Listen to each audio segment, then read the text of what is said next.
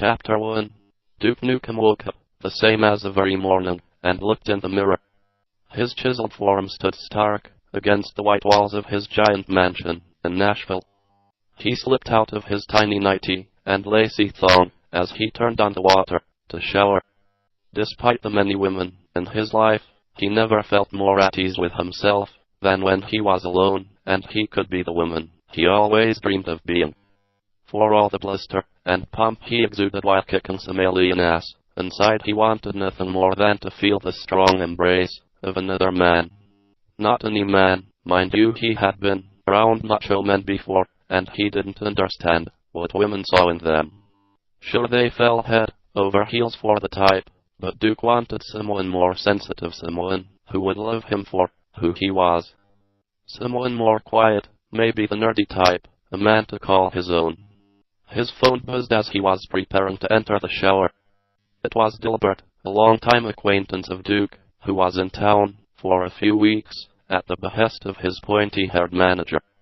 They hadn't spoken in some time, but Duke thought of his slovenly, under-exercised body, and a chill ran through his spine. If only he could slip on some pretty lingerie and sexy perfume and find himself in the arms of such a man, a real man. Duke found himself erect at the thought, and he headed off into the shower with urginous thoughts floating through his mind. Dilbert put his phone down and sighed. Duke was the only person he knew in the area, and he wasn't answering his phone. Dilbert didn't have a lot of close friends, and his luck with the ladies was subpar at best. He was hoping for a night on the town. Duke was the world's best and the world's worst wingman. He could have any girl he wanted, so you could be guaranteed to get in with the crowd you wanted.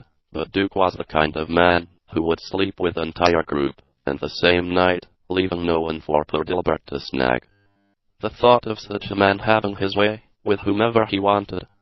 Dilbert envied the solid, throbbing-toned body and the undoubtedly impressive package Duke was toting. He imagined what that body looked under that tight, form-fitting outfit, and found himself becoming excited at the thought. No, he said, shaking his head. A woman of such form, perhaps. But Duke was no woman, and he just didn't find enough interest in other men to truly consider Duke in that manner. He sat down at his desk, slightly defeated. It looked like it would be another day, alone doing his underappreciated job. Just then, his phone buzzed back. He scrambled to pick it up, hoping I'd be Duke on the other line. Unfortunately, it was Alice, screaming about the latest error in Dilbert's code. His head fell on the desk. He wouldn't be able to finish any more work today, at least.